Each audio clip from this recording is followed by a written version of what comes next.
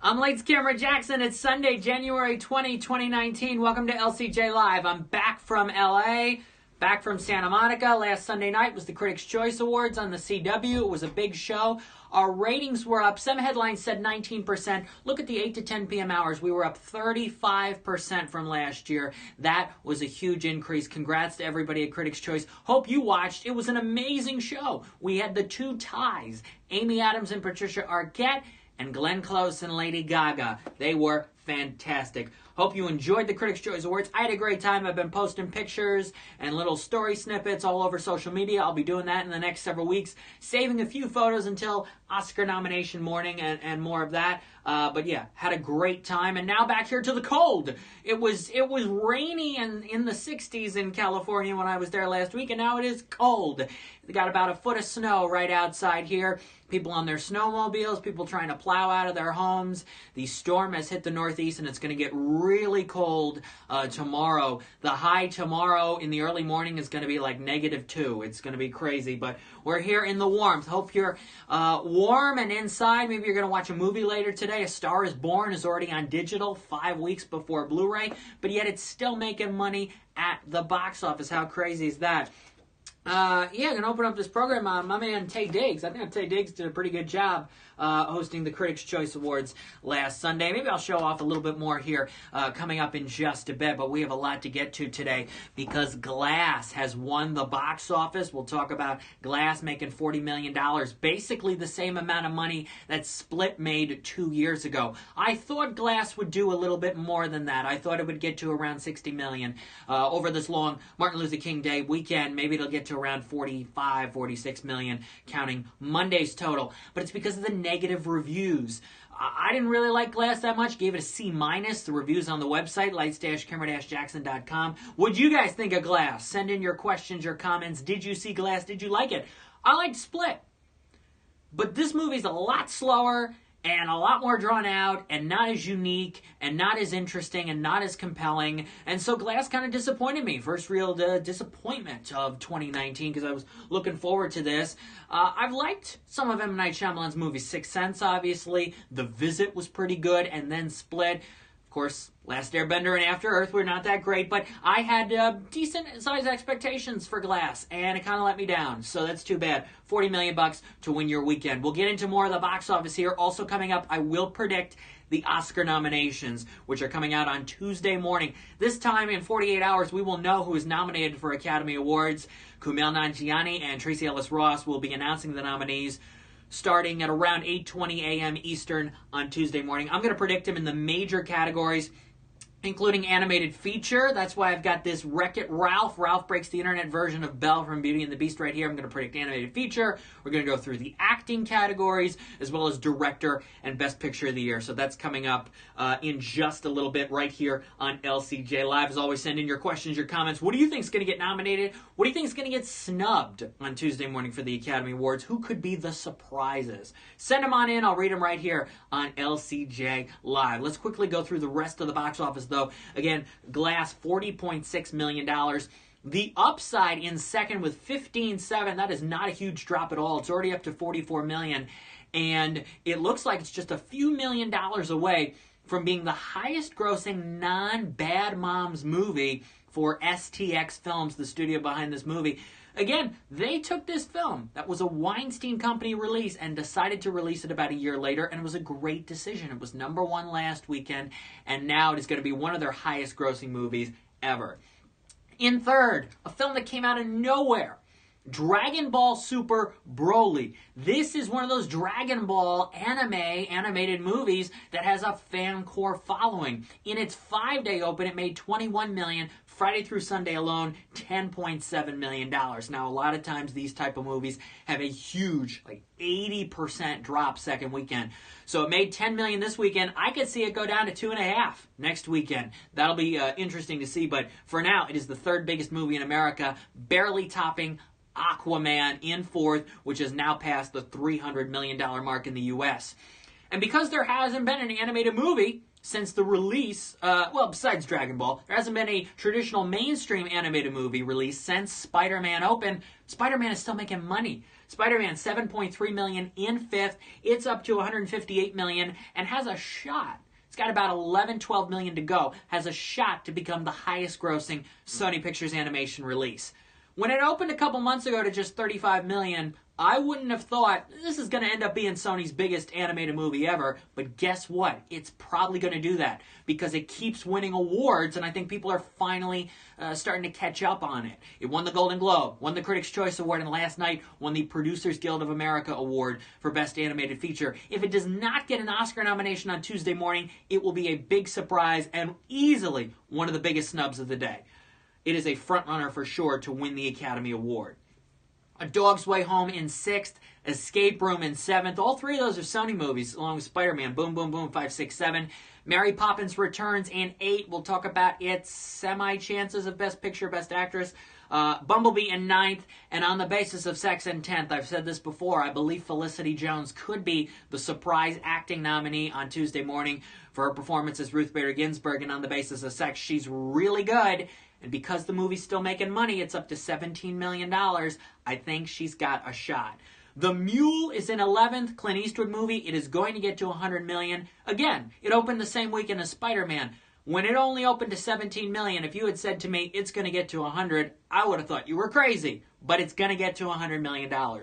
And then in 12th is Green Book, which won the Producers Guild of America Award for Best Picture of the Year last night. Green Book increased a bunch of theaters, made another $2.3 million. It's up to $42 million. I remember seeing Green Book at a film festival in October and knowing this is going to be the crowd pleaser of award season. This is going to be that feel-good movie. Audiences are going to embrace it wholly. But then there were some big controversies. The Viggo Mortensen N-word controversy. A lot of other things going on. Now we've got one of the writers in trouble. Peter Farrelly had to apologize for past behavior. And yet the movie won Best Picture last night at the Producers Guild of America Awards. Often a huge indicator for Best Picture at the Oscars. So Green Book has been kind of waiting for its opportunity to be a big box office juggernaut. It still hasn't quite gotten there yet, but yet it's doing well with the awards. It won the Golden Globe for Best Picture Comedy or Musical. So it'll be really fascinating to see what happens with Green Book. It's not up for the SAG Award for Best Ensemble. It is up for Best Film at the BAFTAs, though Peter Farrelly is not nominated for the Director category. Will it be up for Best Picture, I think, on Tuesday? Yes. Will Peter Farrelly get Best Director? That's unclear. And with the other controversies, will it be up for Original Screenplay? That is also not clear right now. So Green Book, still making some money. It is not going to be on DVD until after the Academy Awards. Its disc release is March 5. So again, Glass is your number one movie and a lot of other interesting things to talk about with your top 12 at the box office. I'll be upset if Green Book wins. Not a fan of Green Book, says Bob Hall. It's a good movie. I gave it a B+ when it came out. I think it deserves a B+. But there were a couple things that were holding me back from liking it a whole lot more. It feels a little forced in places, some of the humor. And it's a very simple movie. But it's a good film. Mahershala Ali is great. He deserves all the Best Supporting Actor attention he's been getting. He's won the Golden Globe. He's won the Critics' Choice Award. He'll definitely be nominated for the Oscar. Will he win? He might, but he just won 2 years ago for Moonlight. That's the thing. So there's a lot going into that. I could see Richard E. Grant for Can You Ever Forgive Me coming out of nowhere, maybe taking the SAG Award, maybe the BAFTA, and maybe the Academy Award. But for now, Mahershala is your leading Best Supporting Actor contender for his performance in Green Book. All right, we're going to go into my predictions for this year's Academy Awards nominations. Again, they come out on Tuesday. Let's start with animated film. It's the 5 that were up for the Globes, 5 of the 6 up for the Critics' Choice Award, the one extra being The Grinch. If The Grinch gets nominated, it will be a huge surprise because it will take out one of the 5 movies that really is destined to be on this Oscar ballot list, and that's Incredibles 2. Isle of Dogs. Ralph Breaks the Internet, Spider-Man Into the Spider-Verse, and my favorite animated movie, and one of the best movies of 2018, the foreign animated film Mirai. So if any one of those 5 does not get a Best Animated Feature Oscar nomination Tuesday morning, easily huge snub. One of the biggest snubs of the day. And it will surprise a lot of people, because if Grinch sneaks in, Wow. If Early Man sneaks in. Here's the interesting thing about Early Man, which was the Aardman stop-motion animated movie that came out almost exactly 1 year ago. Okay, it's nominated for the Best Animated Feature Annie Award. So that's really good. It's a great animated movie. Nick Park did it, Wallace and Gromit, all that. A stop-motion animated movie, a major release stop-motion animated movie, every single one of them, since, I think, 2005 with Wallace and Gromit and Corpse Bride, has been nominated for the Best Animated Feature Academy Award. Every single one. From Aardman, like The Pirates and Wallace and Gromit, to Laika with Paranorman and Kubo and the Two Strings and the Box Trolls, and Anomalisa and Coraline, several others that have come along the way. Every single one, and I believe it's been 12, all of them have been nominated. None of them have been snubbed, Frankenweenie included. So, Isle of Dogs is definitely going to be a nominee. So that'll keep the trend going. But Early Man was another major stop-motion animated movie released from 2018. Early Man would become the first animated movie, first major stop-motion animated release to not be nominated. Since I found out that fact a few months ago, something's been telling me the Academy loves stop-motion. So if that's the case, and Early Man is able to squeeze in and get a nomination, which movie does it take out? Does it take out Incredibles 2? That would be stunning. Does it take out Isle of Dogs? No, it's stop motion. Does it take out Spider-Man? Probably not. It's the front runner. Does it take out Ralph? It's Disney. They loved the first Wreck-It Ralph. Does it take out Mirai? Well, you like to have a foreign animated movie in there, and it's really good. So I don't know what's going to happen, but I don't think Early Man's going to get in. If it does, it will surprise a lot of people. Let's get into your acting categories. Let's go to best, and I have a couple sheets here with some facts and figures and some statistics here on who's been nominated so far. Let's go to actor in a leading role. For sure, Bradley Cooper, A Star is Born. Rami Malek, Bohemian Rhapsody. And Christian Bale for Vice. Viggo Mortensen is probably getting in there for Green Book, although I've seen some lists over the last couple days that say maybe he's one of the big snubs of the day. Maybe he doesn't get in. But I'm going to say that Viggo is in, and that's 4. So that leaves 1 slot open. Your contenders are Willem Dafoe for At Eternity's Gate, Golden Globe nominee, Critics' Choice nominee. Ryan Gosling, First Man, Critics' Choice nominee. Ethan Hawke, First Reformed, Critics' Choice nominee. And John David Washington for BlacKkKlansman, Golden Globe nominee, SAG nominee. If I had to pick, I would say Gosling and John David Washington have the best chances of getting nominated. To me, I think the steam going for At Eternity's Gate and Willem Dafoe has lessened over the last couple of weeks. I don't see that happening. And I don't see Ethan Hawke for First Reformed. I'd be surprised. It's a niche little movie, and it came out so early in the year. It's between Gosling and John David Washington. I could see John David Washington because of the momentum of BlacKkKlansman. But here's the thing about First Man and Ryan Gosling. The Academy loves Ryan Gosling, and everybody's been saying throughout award season that First Man has been basically snubbed for all the major award shows except for Critics' Choice. Why doesn't the Academy finally give First Man some love? And I think Gosling is great. So, if I had to flip a coin, I think Ryan Gosling is going to be an Academy Award nominee for his performance as Neil Armstrong in First Man. I'm going to go out on a limb and say it is Ryan Gosling. Irish Land says Steve Coogan has a good chance. Steve Coogan got nominated for the BAFTA for Best Actor for Stan and Ollie.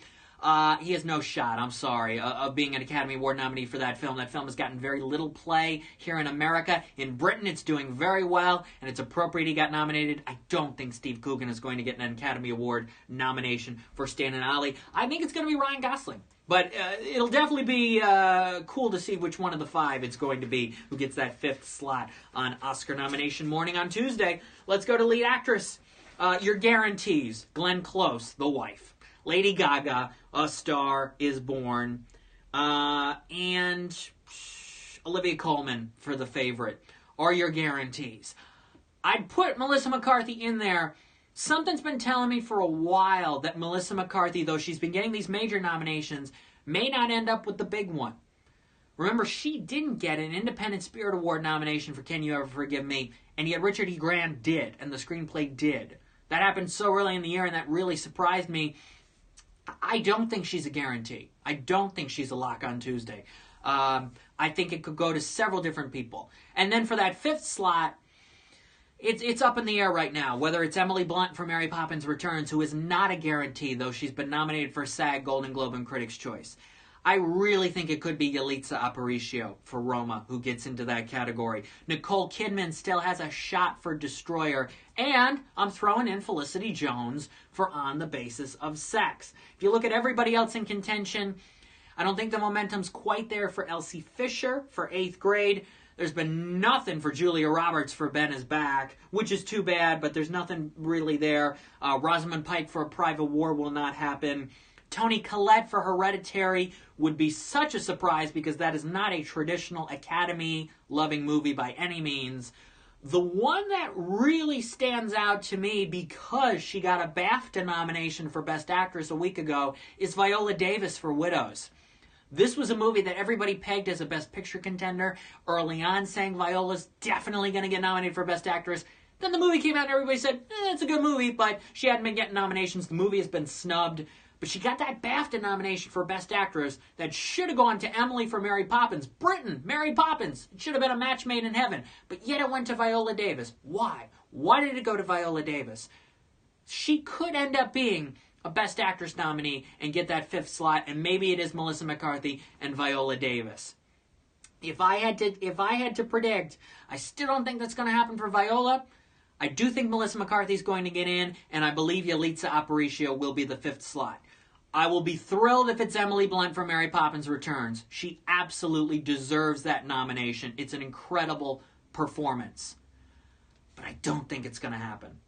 I mean, fingers crossed, but I think Yalitza Aparicio, she got Critics' Choice nomination, and the momentum of Roma, I think she's going to take that slot away from Emily. But we'll have to see. It's one of the two. If it's anybody but Yalitza and Emily for that fifth slot, if it's somebody like Viola or Nicole Kidman for Destroyer or Felicity Jones on the Basis of Sex, it will be one of the surprises of the day.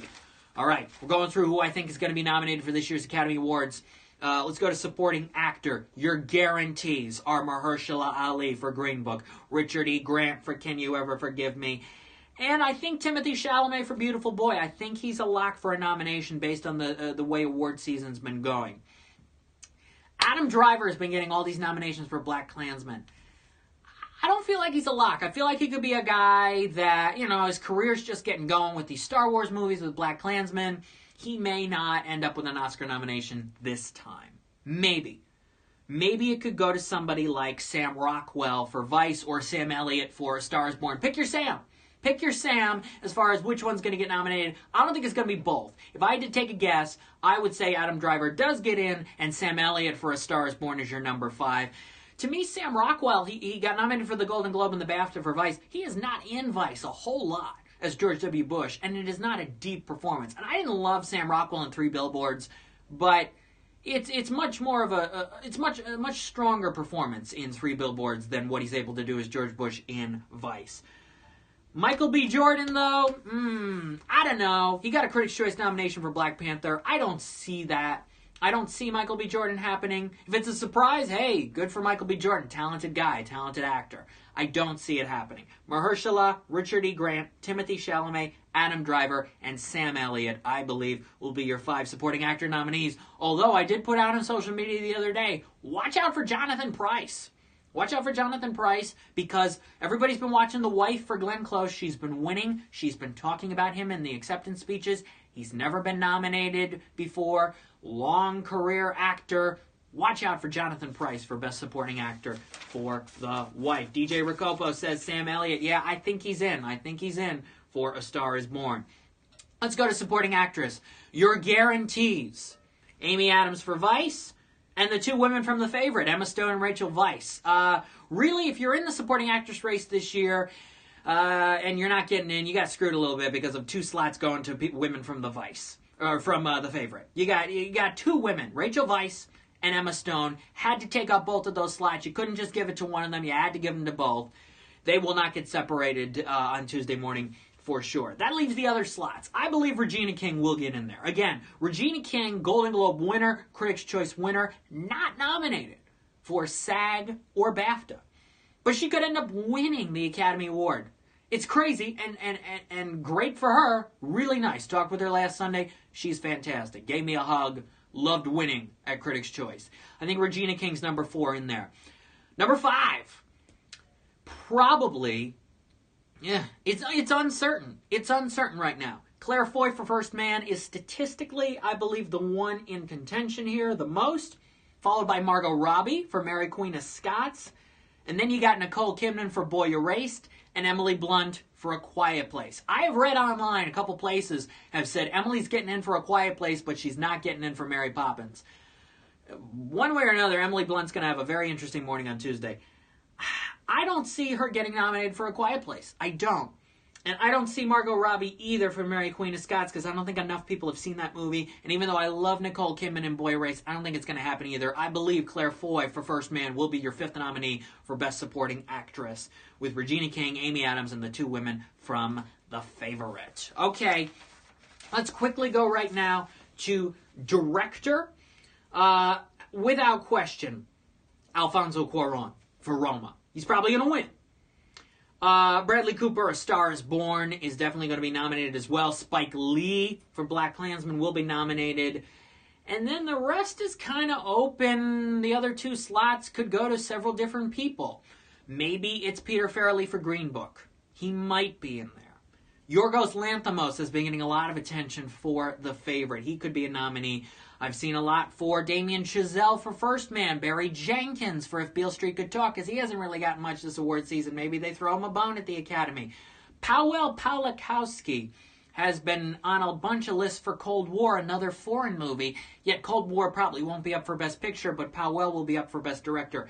I don't know. And then there's Adam McKay for Vice. I think Adam McKay will probably be a Best Director nominee. If I had to choose the 5, it's Alfonso Cuarón, Spike Lee, Bradley Cooper, Adam McKay, and probably Peter Farrelly.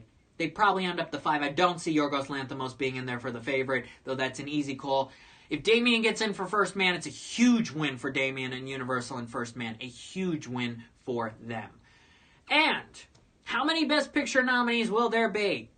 Let's find out, because I'm working through this together with you right now. How many Best Picture nominees, and what are the Best Picture nominees going to be? Well, if I had to take a shot, I would say, let's see, Roma's going to be a nominee. A Star is Born is going to be a nominee, for sure. Green Book is going to be a Best Picture nominee. The Favorite, so we're up to 4 there. If I had to take a shot at others, I don't think First Man, it's a tough call. BlacKkKlansman for sure. I think we're at 5. Vice is 6. Will Bohemian Rhapsody be up for Best Picture of the Year? With all the negative backlash that Bohemian Rhapsody has had for winning some awards recently, something tells me the Academy may not want to go in that direction. I don't think Mary Poppins is going to be nominated or Crazy Rich Asians. The Favorite will be...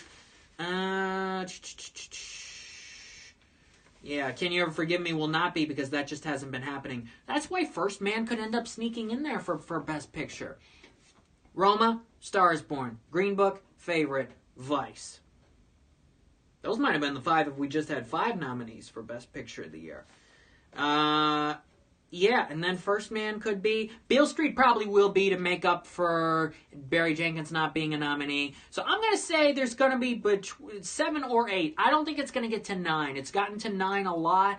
I don't think it's going to get to 9. I think it's going to be 7 or 8 Best Picture Academy Award nominees, with your frontrunners being Roma and Green Book right now. Bohemian Rhapsody is not a frontrunner. Star is Born doesn't seem to be a frontrunner anymore. Will Bradley Cooper win anything for A Star is Born? It'll be interesting to see all of that. So, Tuesday morning, you going to be up early? You going to be up at 8:20 a.m. Eastern Time to watch the nominees? Part 1 and Part 2. I'll be there. I'll be up. I'll be posting things all over social media. And I'm going to be on radio, WAMC.org and 90.3 FM for the Capital Region at 11:30 a.m. Eastern live to cover the analysis for the nominees for this year's Academy Awards. Also want to say I have seen Serenity, which opens this week. Matthew McConaughey, Anne Hathaway. I cannot publish my review until Thursday morning. We are embargoed by the studio. But I believe, I'll say this at least. It's a good movie. and it's a movie you shouldn't know anything about before you go in. Just go in cold. Go see Serenity, but don't read about it before you go see it, because there's a huge surprise, and you'll want to be surprised like I was. I'm Lates Cameron Jackson. Thanks for watching LCJ Live. We'll see you next Sunday at noon Eastern. It's SAG Day next Sunday. Preview the SAG Awards nominations and who will win. I'll predict the winners for the SAG Awards, and we'll talk about how these Academy Award nominations relate to that and more throughout this award season. Next Sunday, noon Eastern, 12 p.m. Eastern. You're going to want to be here when we go through all the stuff regarding the SAG Awards. Hope you're staying warm if you're in the Northeast and the foot plus of snow is outside. Watch a movie, watch a couple of movies, enjoy the holiday weekend. Have a great Martin Luther King Day tomorrow, and I'll see you next Sunday for another LCJ Live. Bye, everybody.